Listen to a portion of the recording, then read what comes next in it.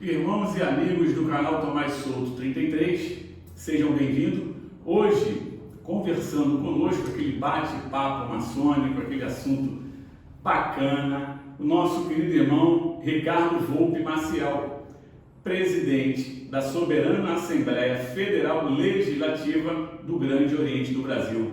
Meu irmão Ricardo, seja bem-vindo. Uma rápida apresentação para que eu possa entrar nas perguntas, que todo mundo quer escutar você. É uma alegria estar aqui no canal Tomás Souto 33, falando com vocês, trazendo informações, um pouco da minha vida maçônica, um pouco da minha vida na Soberana, enfim, aquilo que nós estamos fazendo. E neste canal, que é um sucesso, Tomás, deputado federal, está lá com a gente na SAFEL, e é uma das figuras mais queridas. E tenho certeza de que tudo que ele faz com carinho. A maçonaria é isso, exige carinho das pessoas. Exatamente.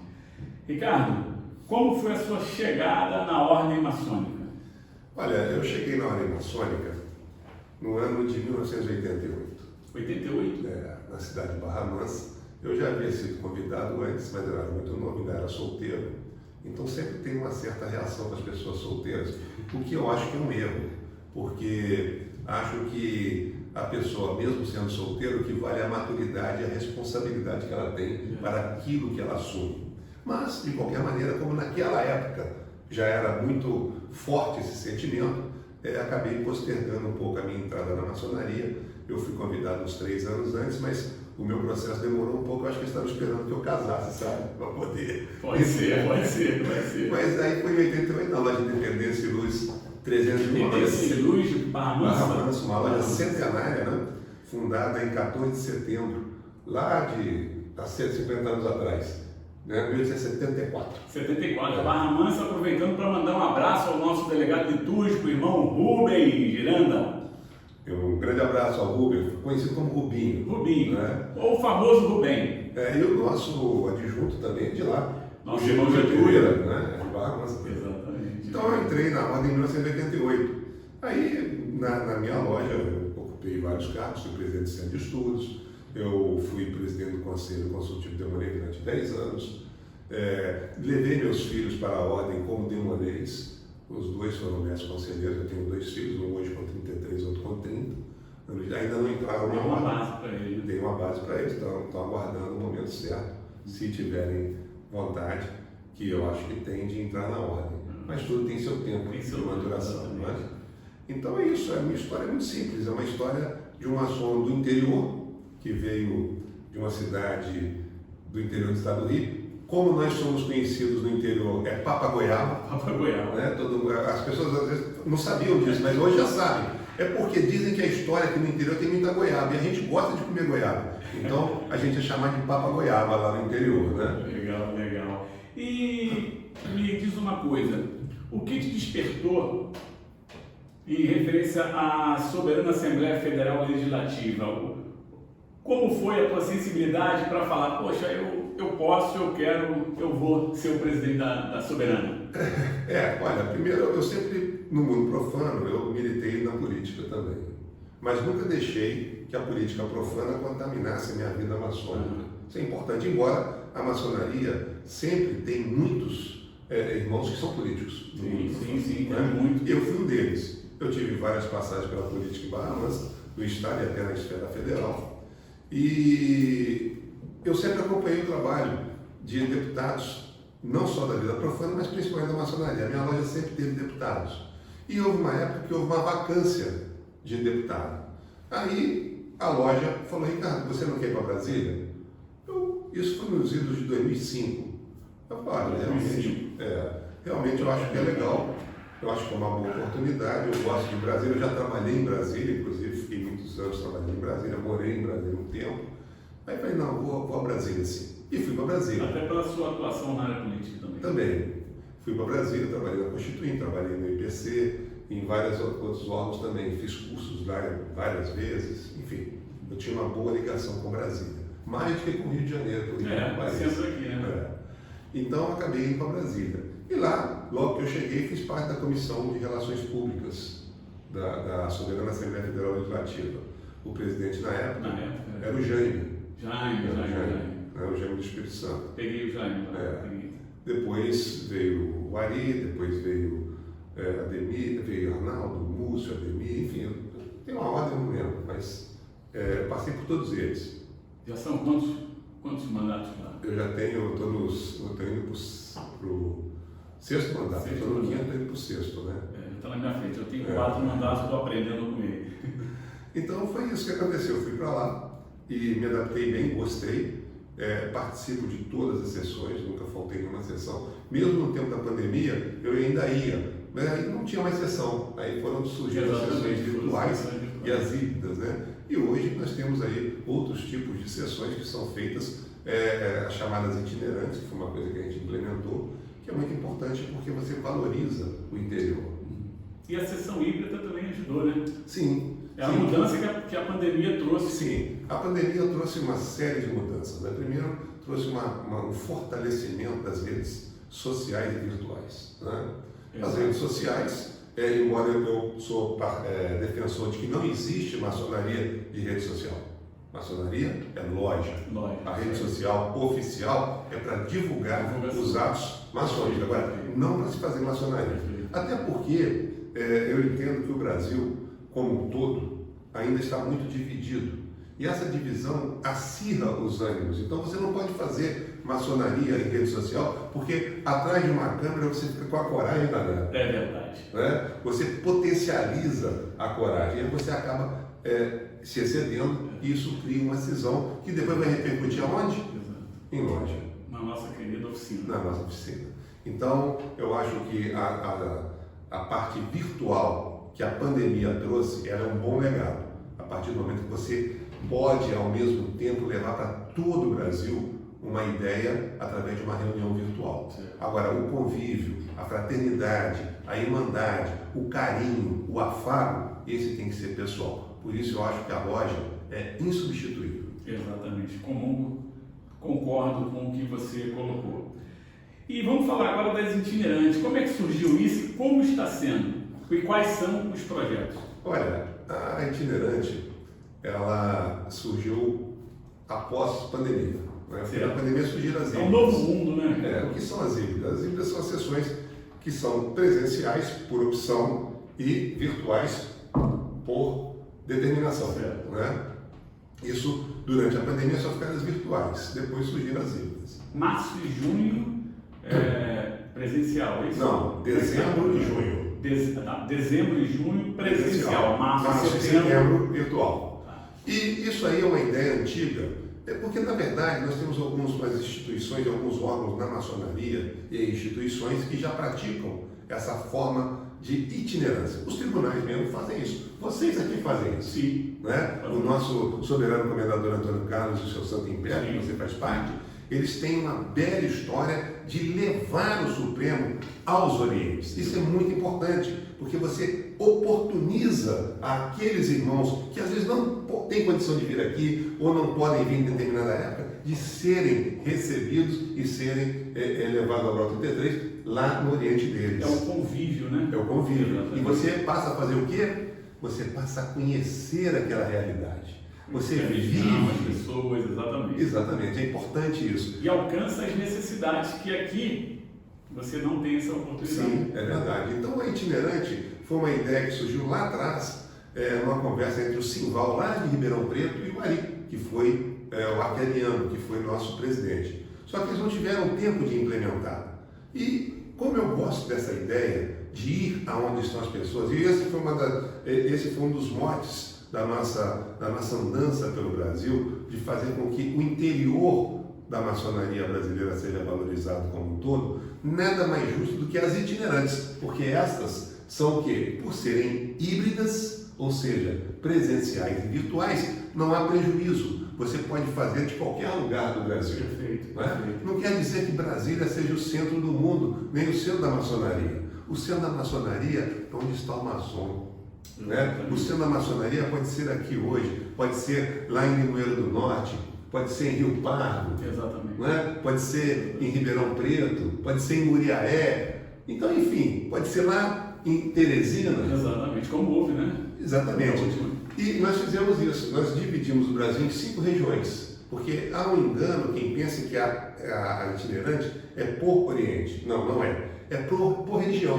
Por quê? Porque você centraliza ela numa região e todos aqueles daquela região têm mais facilidade de ir. Por exemplo, Teresina foi Norte e Nordeste. Norte e Nordeste. 140 deputados presentes.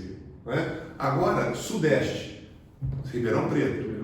Vamos reunir lá. A próxima nós vamos ainda ver onde que será feita. E para ano que vem, quais são as próximas itinerantes. Exatamente. Então são essas coisas que vão fazendo com que a Assembleia vá se aproximando dos irmãos, principalmente do interior. Não é?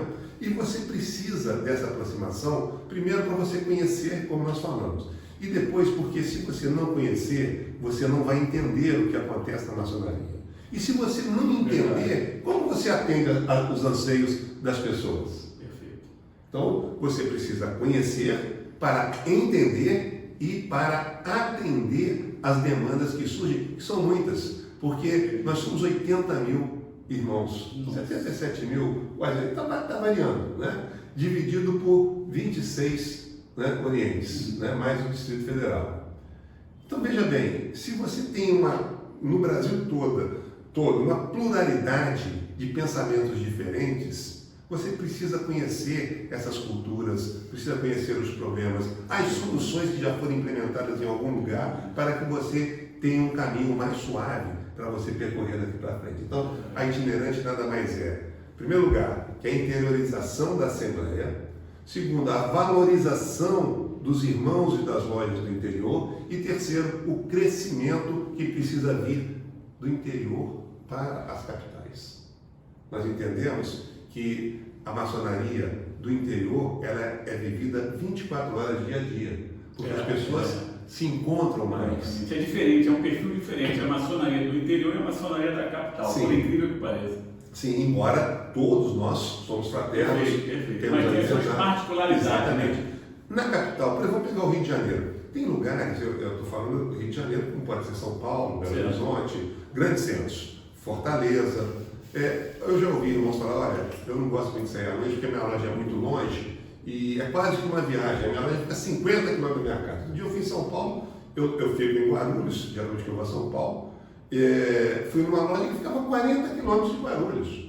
Quando eu saí da loja à meia-noite, eu demorei 1h15 para chegar. Sem contar o risco, né? Sem contar o risco de trânsito, de problemas de violência das grandes capitais. Na cidade, às vezes, o cara vai caminhando a pé para casa. Vai 2, 3 irmãos. Esse tempo atrás eu tive em Barra do Piraí e nós tivemos um aniversário da loja lá de Barra do Piraí e saímos lá a pé da loja, que a sessão foi numa ilha, e saímos a pé, um monte de irmão, cada um em um lugar. Então você vê, é diferente, né? E agora, em termos de importância, todas são muito importantes. Todas têm a sua importância. E eu, particularmente, agradeço muito à soberana Assembleia Federal Legislativa, porque eu pude, desde o meu primeiro mandato, meu pai fundou uma loja lá no interior da Bahia, em Porto Seguro, e eu fui o deputado federal por lá. Como eu aprendi, Ricardo, como nós aprendemos o convívio com os irmãos de diversas áreas profissionais. É uma escola, uma verdadeira escola, a Assembleia Federal Legislativa. Aqueles irmãos, aquelas lojas que ainda não têm deputado, aquele irmão que queira conhecer, vai se desenvolver muito, e também importância para as lojas, né? Sim, eu acho que é o representante da oficina exatamente. No poder. O deputado federal da maçonaria, ele é um representante daquela loja. Né? Às vezes, nem todas as lojas têm deputados, são cerca de 2.800 lojas e 1.200 irmãos deputados. Então você vê que ainda tem um universo grande. Tem um universo aí de crescimento. Então, às vezes, um deputado leva o interesse de outras lojas. Perfeito, da sua região. Da região, acontece. Né? Do seu condomínio. Sim, da sua região. Então, é importante por quê? Porque é na Assembleia que são decididas todas as questões que influem no seu dia. Né? Tudo aquilo que hoje você tem de ônus ou de bônus, constitucionalmente, legalmente, é, em tese, decidido pela Assembleia. Exatamente. Né? Então é importante que o deputado também esteja lá representando a loja, porque quanto mais lojas representadas, mais capilaridade nós temos nas decisões. E quando mais pessoas pensam, às vezes dá confusão, mas a discussão abrangente acaba criando uma situação que abrange todos os anseios, ou pelo menos o anseio da grande maioria das pessoas. Inclusive hoje, o sistema de votação está muito prático, está muito bacana. Eu sou na época que era levantando o braço e eu tinha 900 deputados ali, 800, tinha que contar um a um. Hoje, com o sistema de apuração, né, eletrônico, poxa vida, está fantástico. Foi um salto enorme. É a modernidade, né? E, inclusive, alguns avanços, por exemplo, hoje nós temos aí 11 estados que já aderiram ao plano piloto para fazer a eleição eletrônica, que foi um sucesso. Um sucesso. Onde nasceu esse convênio? Em Teresina. É isso aí. Não é? Na primeira itinerante. Esse ano, né? Esse ano. Olha como é rápido. Reunimos, já havia, é claro, que já havia sendo pensado. Né? Reunimos o soberano Ademir, que tem feito um bom trabalho, inclusive, quero dizer que uma das grandes realizações desta gestão já, que eu considero, Tomás, é essa questão do plano de saúde. Acho isso muito importante. Fundamental. Fundamental. Exatamente, porque todo mundo hoje precisa de um plano de saúde, em tese, não é? E só que está ficando impossível você pagar um plano de saúde, não é? Está assim, pela hora da morte, não da vida, né? Impressionante. E o Ademir teve a sensibilidade de fechar um grande convênio, né? Igual o convênio com aluguel de carro, igual o convênio com farmácia, fez com um plano de saúde que é a QV, uma das maiores administradoras, e isso diluiu o número de irmãos por uma gama muito grande de vidas, que é o número que eles têm. Com isso, o seu plano abaixa. Então, eu acho isso muito importante. Então, esses avanços que nós estamos tendo, né, com esse trabalho, é muito importante. Então, o Ademir, esse foi um parênteses que eu fiz, mas voltando lá à nossa eleição. O Ademir, que é o Poder Executivo, o nosso ministro, presidente do STEM, Paulo Torres, e este presidente, reunimos e fizemos um convênio para fazermos um projeto piloto para as eleições virtuais. E ele deu certo. 11 orientes abraçaram essa causa e foi um sucesso total. Não é? Então isso é muito importante, é uma realidade que não tem volta, é seguro, é transparente, é rápido e você não corre aqueles riscos que nós vimos em alguns casos, que eu sempre teci a minha crítica positiva no sentido de que se fosse mudado.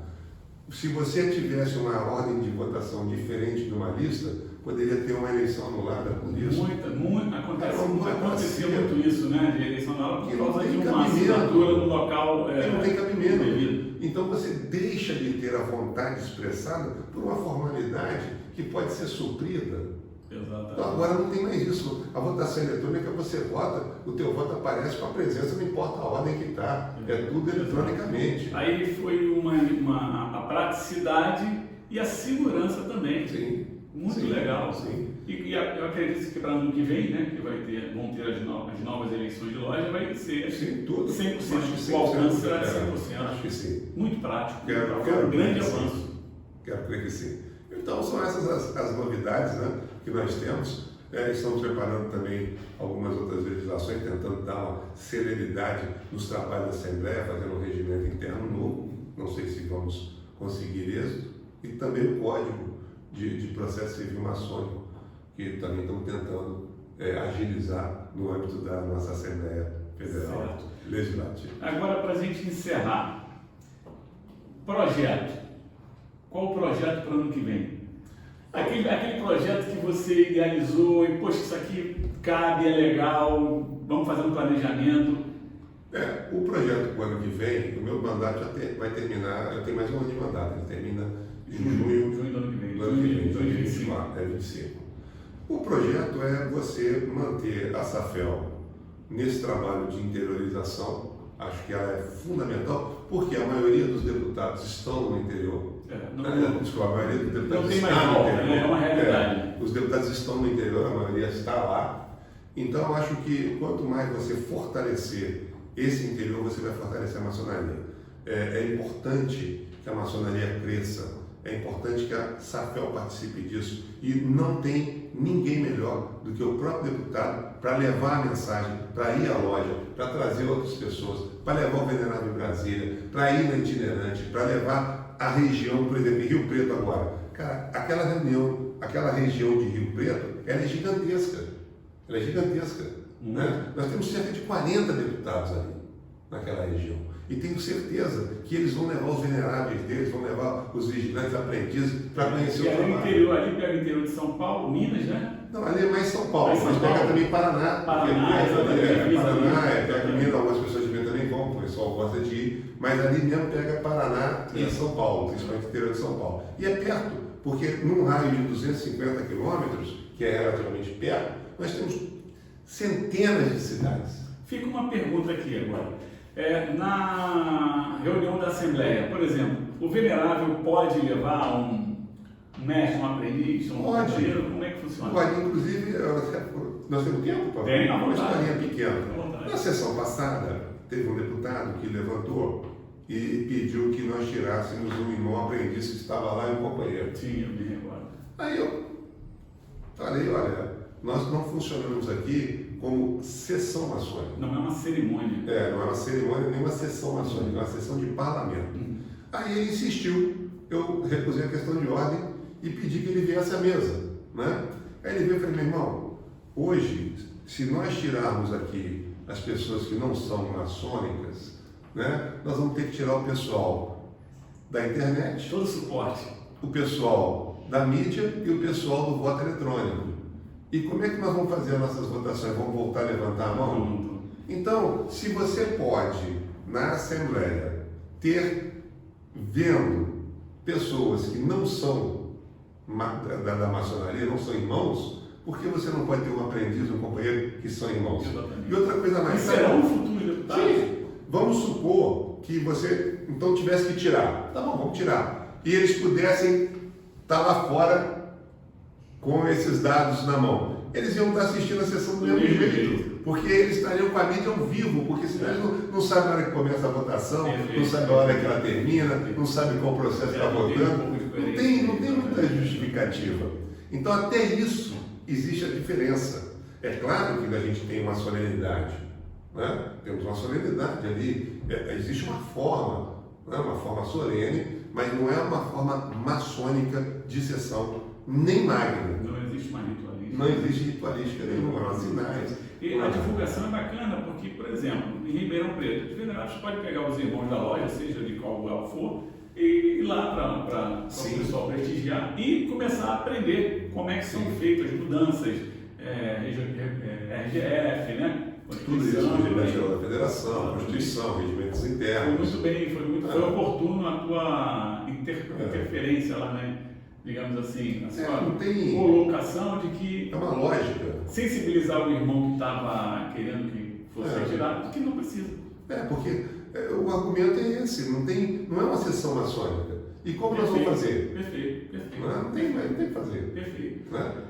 Bom, Ricardo, muito obrigado pela presença. Nós vamos nos ver agora em Ribeirão Preto, se Deus quiser. Se Deus quiser. Né? No dia 20 e 21 de setembro. E depois em dezembro, no dia 6 e 7 de dezembro. Aí é o encerramento também, né? Com a última sessão do ano. E temos lá a nossa solenidade fraterna de encerramento também. Exatamente. Eu quero agradecer aqui a presença do meu irmão Ricardo, dizer que os trabalhos estão sendo executados de forma justas na nossa Assembleia, desejar sucesso, obrigado, certo? Porque ainda tem aí um ano de mandato e liderar uma Assembleia Federal é difícil, não é para qualquer um não, viu? Então, que Deus te abençoe, que você tenha um encerramento de ano maravilhoso na Assembleia e seus projetos possam ser implantados. Eu quero agradecer de modo geral a todos os deputados, né, e a mesa executiva, porque o Ricardo Volpe Maciel não é sozinho, não é ninguém. Não é ninguém sozinho, não vai a lugar nenhum. Né? Tem até um ditado muito antigo que dizia que uma andorinha só não vai verão. Né? Minha avó já morreu, tem 50 anos, já falava isso para mim. Eu me lembro dela falando isso. Então, na verdade, tudo isso é resultado de um somatório. Um somatório de forças que às vezes tem contestação, é normal. Você não pode querer agradar todo mundo, até porque, se não me falha a memória, Nelson Rodrigues falava que a unanimidade é burra, né? Era Nelson Rodrigues que falava, né? Se não me falha a memória. Então, ninguém quer ter unanimidade. Agora, o que nós precisamos ter é respeito e tolerância. Né?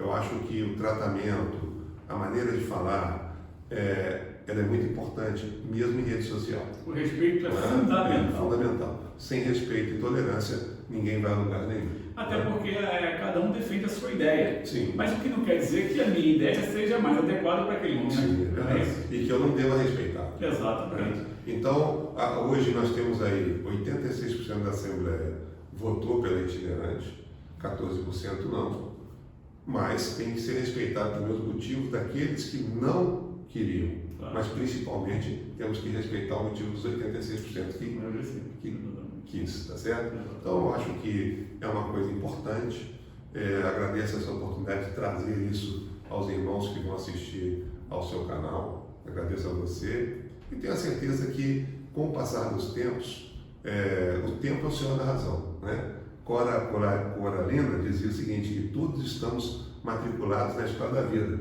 e que o mestre é o tempo. Então o tempo ensina. Aquilo que a gente vê que está indo mal com o tempo, a gente corrige. E aquilo que a gente vê que está indo bem, a gente acelera.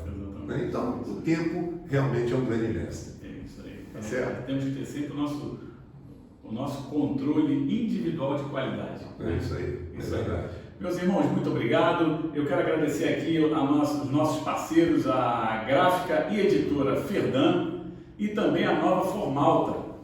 Nova Formalta, medalhas, espadinhas, comendas, tá?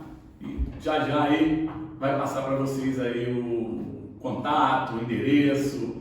Procurem porque vocês vão adorar a qualidade de serviço apresentado por esses parceiros. Não esqueçam, deixem seu like, curtam e compartilhem o canal. Um abraço, muito obrigado, um abraço a todos vocês aí por nos escutar. E até aqui nos ajudou o grande arquiteto do universo. Amém.